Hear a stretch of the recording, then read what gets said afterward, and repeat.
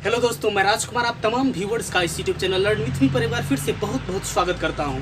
दोस्तों, कोरोना संक्रमण के तहत के कारण पूरे संपूर्ण भारतवर्ष में लॉकडाउन की स्थिति बनी हुई है। इन लॉकडाउन की स्थितियों में बहुत सारे विद्यार्थियों को उनके प्रिपरेशन में बहुत सारी डिफ़िकल्टीज़ और बहुत सारा हर्डल्स का सामना करना पड़ रहा है। तो खैर, ये स्थिति बनी ही रहेगी। आप घर में ही रहें, सुरक्षित रहें। दोस्तों, आज आप लोगों को हम सिखाने वाले हैं कि पार्ट्स ऑफ स्पीच क्या होता है। इस टॉपिक पर चलने के पहले यह अति आवश्यक है जान लेना कि वर्ड्स का क्या नेचर्स होता है, क्या कैरेक्टरिस्टिक्स होता है। दोस्तों, वर्ड्स जो होता है वह हमारे इंटरनल फीलिंग्स या इमोशंस या सेंटिमेंट्स का परिचायक होता है, हमारे आइडियाज़ का, हमारे नॉलेज का परिचायक होता है। और इंग्लिश जो है language, English is rich in vocabs और वर्ड्स। इंग्लिश लैंग्वेज जो होता है वह वोकैब्स के क्षेत्र में या वर्ड्स के क्षेत्र में बहुत ही रिच है, समृद्ध है। कोई भी ऐसा लैंग्वेजेस नहीं होगा जिनमें उतने वर्ड्स होंगे जितने कि इंग्लिश लैंग्वेज में निहित हैं।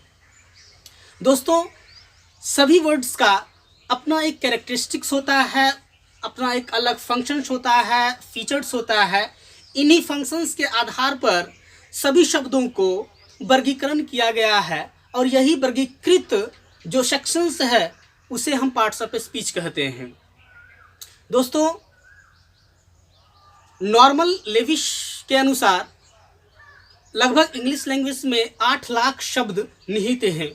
अगर हम इन 8 लाख शब्दों को उनके फंक्शंस के आधार पर बांटते हैं, उनके कैरेक्टरिस्टिक्स या फीचर्स के आधार पर बांटते हैं, क्लासिफिकेशन करते हैं, कैटेगराइजेशन करते हैं, डिवीज़न करते हैं, तो यही डिवीज़न करने का जो प्रोसेस है ये पार्ट्स ऑफ स्पीच कहलाता है।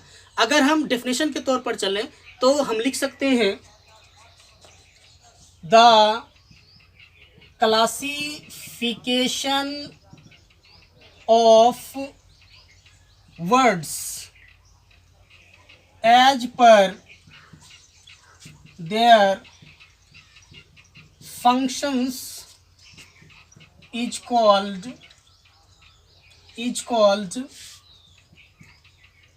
parts of speech। अर्थात पार्ट्स ऑफ स्पीच क्या होता है? तो पार्ट्स ऑफ स्पीच वर्ड्स का क्लासिफिकेशन है, डिवीज़न है, कैटेगराइजेशन है। और इसका जो कैटेगराइजेशन है एज पर देयर फंक्शंस के अनुसार किया गया है, कार्य के अनुसार किया गया है। इसी को हम लोग जो है पार्ट्स ऑफ स्पीच कहते हैं। आप जानते हैं कि पार्ट्स ऑफ स्पीच जो है, जो 8 लाख शब्द हैं, उन्हें 8 भागों में वर्गीकृत किया गया है। पहला हो गया आपका नाउन, दूसरा हो गया आपका प्रोनाउन, तीसरा हो गया एडजेक्टिव,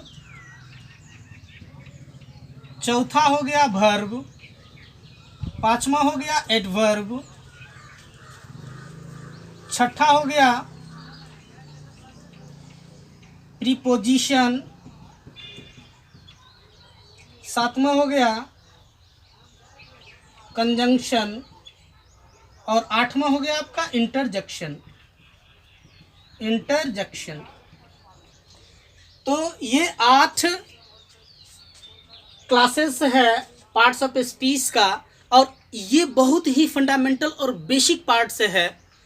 ये एक फाउंडेशन है जिस पर पूरा ग्रामर का स्ट्रक्चर, पूरा इंग्लिश लैंग्वेज जो है वह एक निहित है या उस पर आधारित है। दोस्तों, पार्ट्स ऑफ स्पीच के विषय में तो हम जान गए। अब इंग्लिश लैंग्वेज में एक और टाइप आता है फिगर ऑफ स्पीच। सुने होंगे आप, फिगर ऑफ स्पीच। ये पार्ट्स ऑफ स्पीच, ये फिगर ऑफ स्पीच। अब देखिए, ये फिगर ऑफ स्पीच जो होता है वह हिंदी में अलंकार कहलाता है और इसका एक ही फंक्शन होता है कि लैंग्वेज को ब्यूटीफाई करना, इम्बेलिश करना, ऑर्डिनेट करना। तो ये हो गया in order to beautify the language,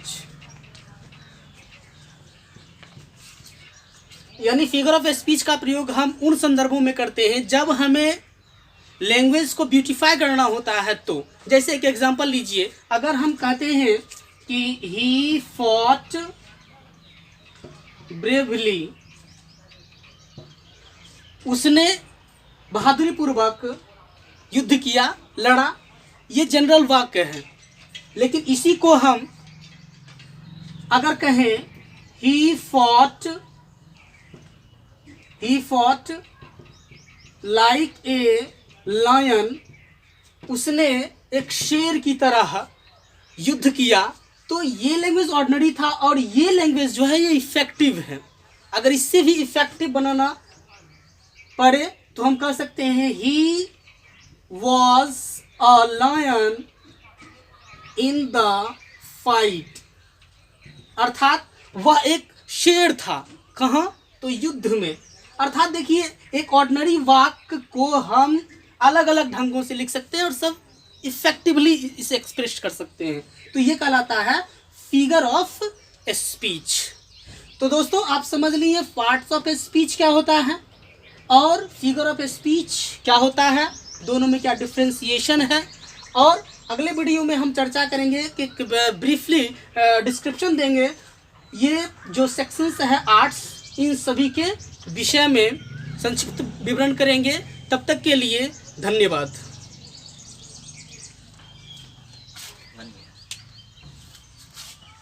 Could have loved me, and no one ever would have dared to tread